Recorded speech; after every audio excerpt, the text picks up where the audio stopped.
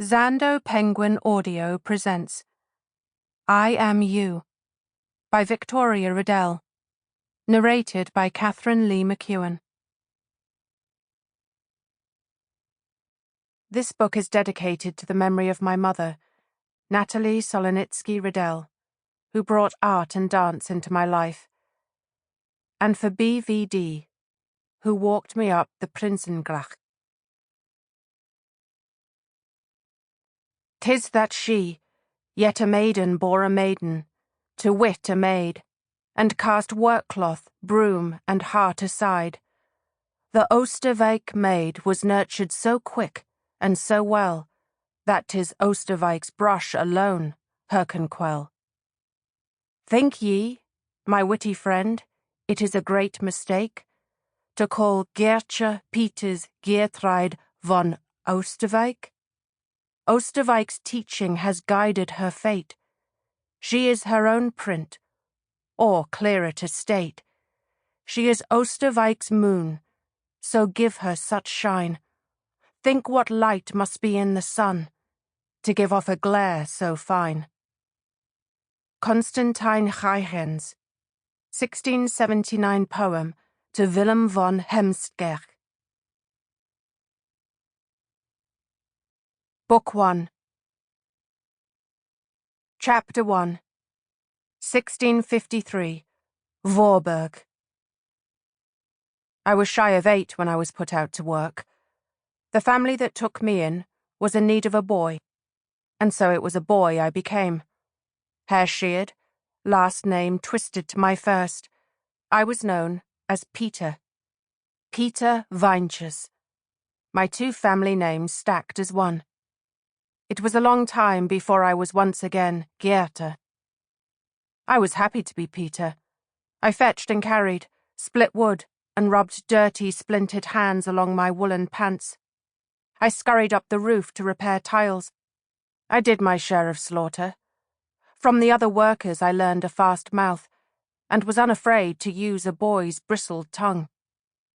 Given a bed I didn't have to share with 2 sisters, my own yellow coverlet embroidered with lilies, sweet and savoury cakes, bowls of stewed meat, second helpings without even asking. Already my life was much better. Hunger makes a selfish grabber of the sweetest child, and the promise of a child's belly full will make it easy to turn a daughter to a boy, and a rampant liar of even the kindest parent. A full belly is no small thing. I didn't for a moment miss the girl I'd been, or imagine the woman I might become. I didn't cry once for my mother. No doubt you've heard about the glorious time we lived in, where every day some porcine gentleman trumpeted great new wealth.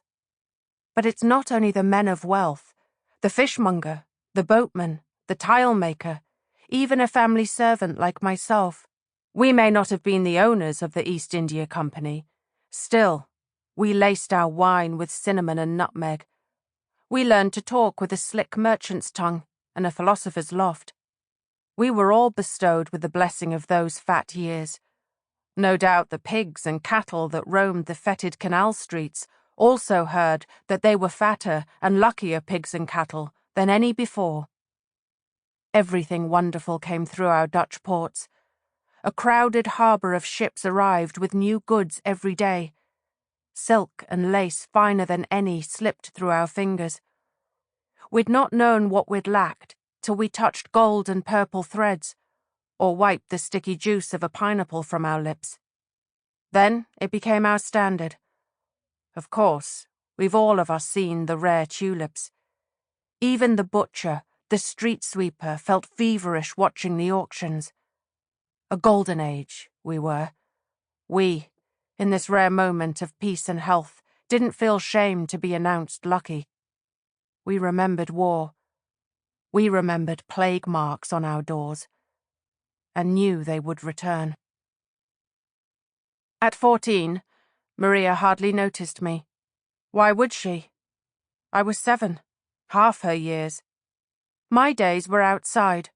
My nights bunked in a side shed close to the animals. Though like the other servant, Anke, I ate meals at the family table. Unlike bossy Anke, who, slowed by a lame hip, busied through the day with more opinion than work, I kept to tasks and had little to say. I mostly spoke with the chickens and the rabbits. I knew to coo and talk a rabbit quiet in my hands, or, hearing a hen's roost cackle, knew where to find a warm egg and, before she pecked my fingers sore, knew to give her my own broody growl. People were the mystery, so it was the people I watched. Maria was the one to notice. Her particular words, the varieties of her laughter, the concentration of her fingers as she skimmed or flicked the board with a paintbrush, the slight purse of her lips while she painted, the hairs that laced her forehead, the determined swift of her dress as she entered a room, her fingers lifting a pale green egg, one I had collected, from the bowl, turning it slowly and with precision letting it roll on the wood table until it balanced half in, half out of a slice of sunlight. More than once, when she believed herself alone, I watched her waste a fresh egg, cracking it in her hands, pulling the runny yolk like taffy. "Beautiful," she said to no one, as it seeped through her fingers and glazed her narrow wrist. I held the rabbit tight. Its nose twitched in the crook of my arm. I petted and scratched the bony skull, pulled the long ears till they relaxed down its back. "Oh, pretty young friend," I said. "What a warm day." It wasn't a lie.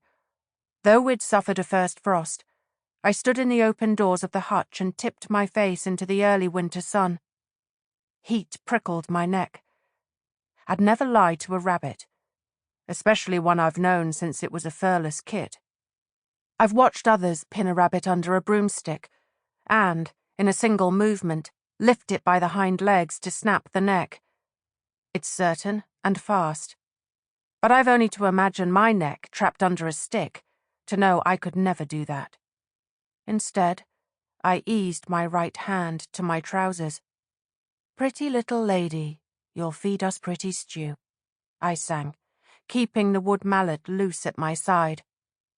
I continued singing, "Pretty, pretty stew," and the third or fourth time, I yielded a sharp blow to its skull.